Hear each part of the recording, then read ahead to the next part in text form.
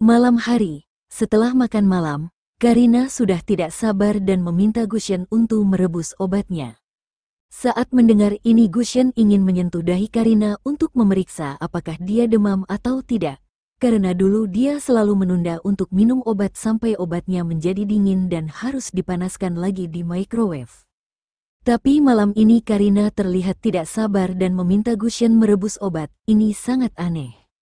Sebenarnya Karina hanya ingin tahu apakah resep baru obat itu benar-benar tidak pahit seperti yang dikatakan Kevin. Oleh karena itu Karina berdiri di samping Gushen untuk melihatnya yang sedang merebus obat. Setelah beberapa saat air dalam panci rebusan mendidih dan aroma obat tradisional pun tercium. Karina menarik napas dalam-dalam dan berkata, "Sepertinya aku tidak cium bau pahit." "Ya, baunya cukup segar." Gushen setuju dengannya. Gushen terbiasa mencium bau obat yang sangat pahit tapi kali ini bau obat tradisionalnya membuatnya merasa segar.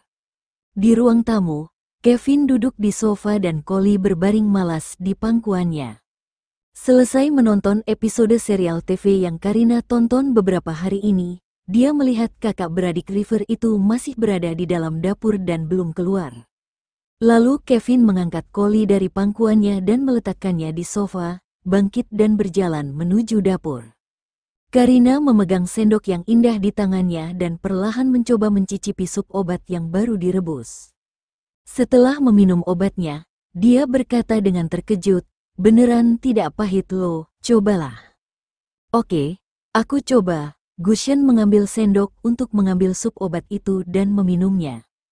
Dia juga terkejut dan berkata, "Iya benar, obat ini tidak terlalu pahit dan rasanya juga tidak menyengat." Kevin yang memperhatikan mereka ini orang yang tidak tahu apa-apa dan terlihat seperti orang yang sedang diam-diam meminum sup lezat yang mahal dan segar. Dasar dua orang bodoh. Kevin yang tidak bisa berbuat apa-apa, hanya berpura-pura tidak melihat apapun dan diam-diam kembali ke ruang tamu. Karina yang sudah selesai minum obatnya di dapur, keluar dari dapur dengan wajah bahagia dan tersenyum.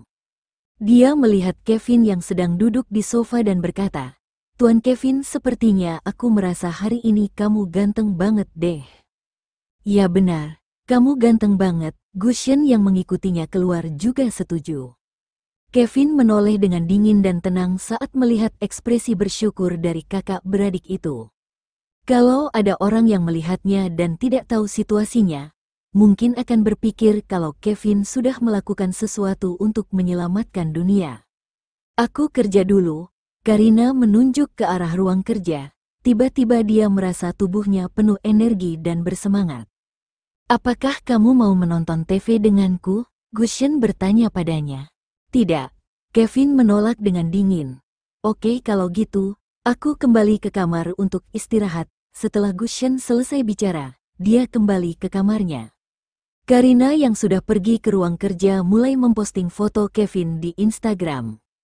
Dia menulis caption, "Tuan Kevin adalah penyelamat dunia dan tidak ada yang boleh bantah." Beberapa saat kemudian Gushen juga berkomentar dan setuju mengenai Tuan Kevin adalah penyelamat.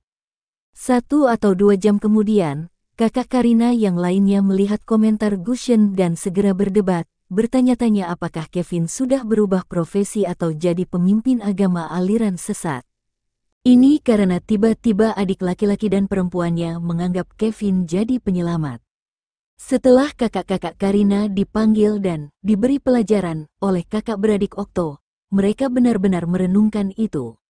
Tapi sekarang mereka berpikir kalau kedua adik mereka sudah dicuci otak oleh Kevin dan harus cari waktu untuk datang ke rumah Karina. Namun pada akhirnya rencana mereka tidak berhasil karena harus kembali ke Kyoto karena masalah pekerjaan. Tentu saja pekerjaan itu juga akibat perbuatan Vito dan Ezra. Setelah River bersaudara kembali ke Kyoto, kehidupan Kevin kembali menjadi hangat dan tenang. Akhir pekan, pagi, Kevin berencana pergi ke rumah keluarga Okto dan bertanya pada Karina, "Aku mau pergi ke rumah keluarga Okto untuk bertemu ponakanku Clara. Kamu mau ikut?" Tidak, aku tidak bisa." Karina langsung menolak. Dia baru saja berpacaran dengannya dan jika dia juga ikut pergi menemui keluarga adik perempuannya sekarang, sepertinya terlalu cepat. Karina sudah pernah melihat keponakan Kevin ketika berusia 1 bulan. Meskipun baru sebulan, tapi Clara terlihat lebih cantik daripada bayi lainnya dan sepertinya di masa depan dia pasti akan menjadi sangat cantik. Oke, Kevin tidak memaksanya. Bagaimanapun juga Karina masih punya banyak kesempatan untuk bertemu keluarga Kevin di masa depan. Karina memikirkannya dan berkata, coba kamu foto ada video dia dan kirimkan padaku supaya aku bisa lihat ya. Oke, Kevin mengambil jaket yang ada di gantungan, memakainya dan memberi isyarat padanya, kemarilah.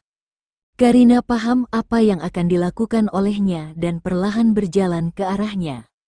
Kevin memegang bagian belakang kepala Karina, menundukkan kepala untuk menciumnya. Keterampilan ciuman Kevin sudah meningkat pesat dalam waktu singkat dan dia mencium Karina untuk waktu yang lama.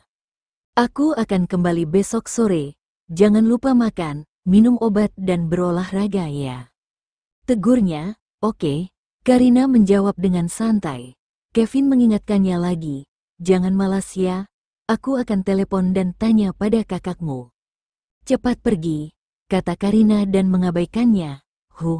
Dia ingin mengambil hari libur di akhir pekan ini, tapi Kevin tidak memberinya izin. Kevin tersenyum tipis, berbalik dan keluar. Karina, ke depannya tolong perhatikan ya. Di rumah masih ada pria jomblo sepertiku dan tolong jaga sikap kalian. Gushen berdiri di belakang Karina dan menghela nafas. Sial, beberapa hari ini rumah adiknya penuh dengan kemesraan. Bodoh amat, Karina memutar matanya. Aku mau kerja, kamu bisa lakukan apapun yang kamu mau. Setelah bilang begitu, dia pergi ke ruang kerja. Gushen hanya duduk di sofa dan menaruh Koli di pangkuannya. Tapi Koli tidak mau dan ingin pergi. Sehingga Gushen memegangnya dengan erat sampai kucingnya itu kesal dan mencakar punggung tangannya. Karina lupa untuk menggunting kuku Koli sehingga saat dia mencakar Gushen, menyebabkan ada 4 noda darah langsung muncul di punggung tangannya. Aduh, Gushen melepaskan tangannya, lalu Koli langsung melompat ke lantai dan berlari ke sudut rumah kucing. Gushen bangkit, berlari cepat ke ruang kerja dan menggedor pintu. Karina, kucingmu mencakarku. Apakah aku akan mati karena rabies? Karina membuka pintu dan menatapnya yang tidak berdaya. Ada apa? Kucingmu mencakarku. Apakah aku akan mati? Karina cepat bawa aku untuk divaksin, kata Gushen dengan panik. Koli sudah divaksin, jadi kamu tidak akan mati, kata Karina dengan wajah datar. Koli sudah divaksin, jadi kamu tidak akan mati, kata Karina dengan wajah datar. Kakaknya ini agak takut darah dan dia menjadi panik juga tidak bisa berpikir ketika melihat darah. Gushen segera menjawab, memangnya vaksinnya itu asli? Sekarang ada banyak vaksin palsu. Kalau vaksinnya palsu dan aku tidak disuntik vaksin rabies atau kekebalan terus terkena rabies, maka nanti aku akan mati.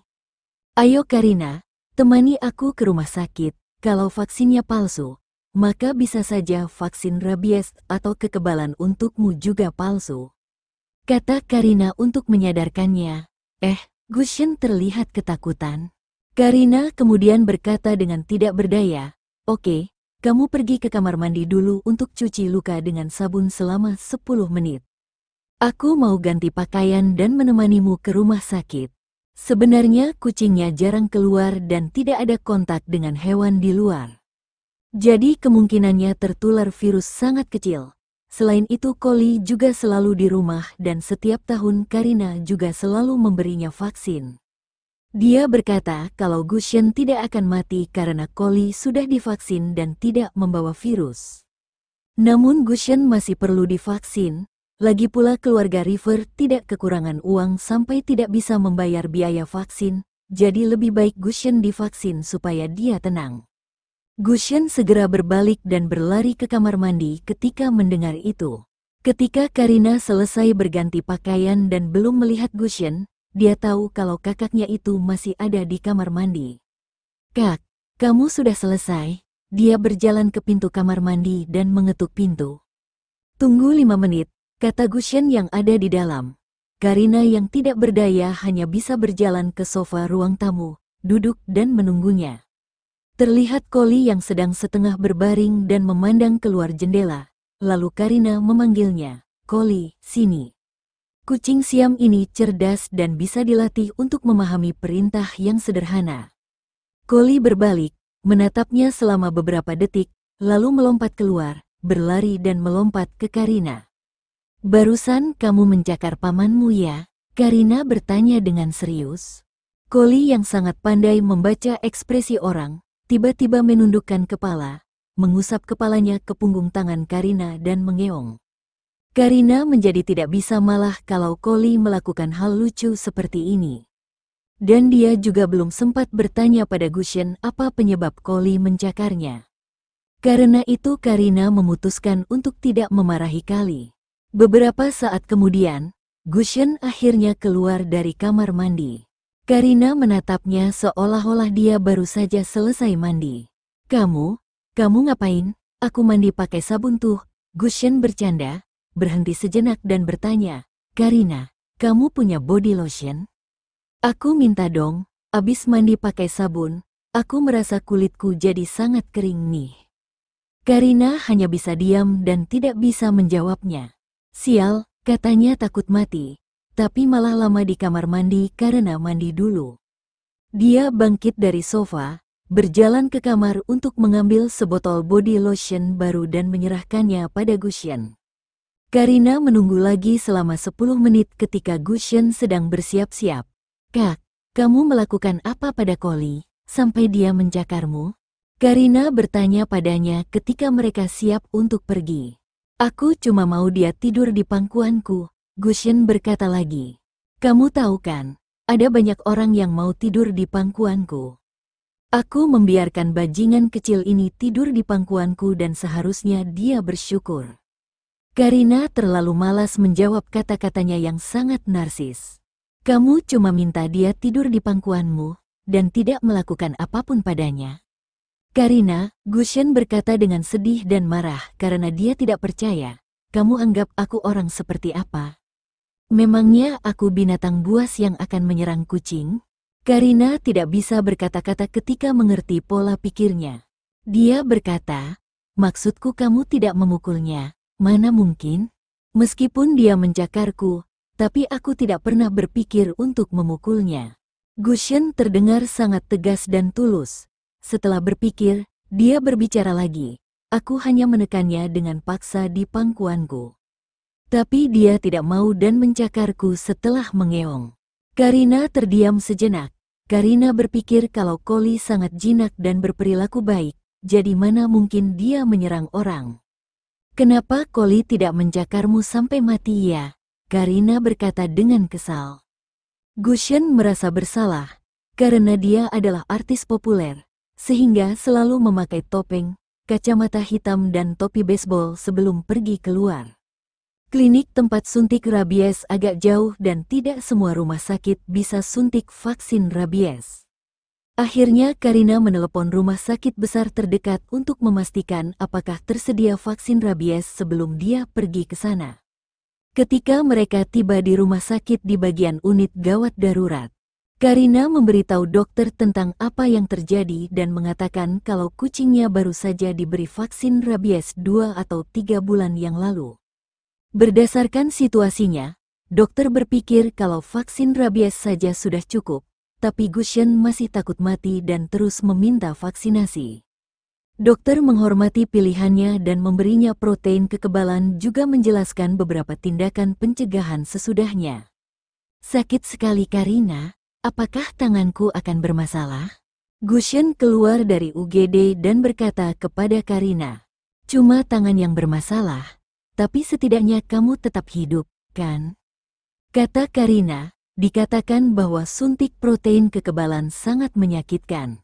Tetapi begitu dia memikirkan apa yang dilakukan kakaknya, Karina jadi tidak merasa kasihan padanya karena kucingnya tidak asal menyerang. Lihat saja apakah Gushen masih berani memprovokasi Koli di masa depan. Gushen merenung selama beberapa detik, sepertinya agak masuk akal ketika kamu bilang gitu. Aku mau makan siang mie, Karina mengganti topik pembicaraan. Karena sebelumnya dia pernah membeli makanan dari luar dan ada kecoa di makanannya, jadi sejak itu dia hampir tidak pernah memesan atau makan di luar. Bahkan jika pergi ke restoran mahal untuk makan, dia masih agak trauma. Boleh, kamu mau makan mie apa? Gushen langsung setuju dan tidak terlihat sedang kesakitan. Apa saja boleh, tergantung kamu masak apa. Bagaimanapun mie yang dibuat oleh kakaknya bahkan lebih enak daripada yang dibuat oleh banyak restoran mie. Akhirnya mereka membeli beberapa sayuran dan mie di supermarket. Selain itu mereka juga membeli bahan lainnya untuk makan malam. Setelah kembali ke rumah, karena punggung tangan Gushen terluka karena koli, jadi Karina bertugas mencuci dan memotong bahan, kemudian menyerahkannya pada Gushen untuk dimasak. Dia duduk di sofa ruang tamu, mengeluarkan ponsel dan melihat WeChat yang dikirim Lista padanya. Lista, Karina, hari ini kamu pergi ke rumah sakit. Lista, cepat balas aku dong, Lista. Sesuatu terjadi nih, Lista mengirim hampir 10 pesan berturut-turut. Karina memiringkan kepalanya dan berpikir sejenak. Bagaimana bisa Lista tahu kalau dia pergi ke rumah sakit dan apa yang terjadi?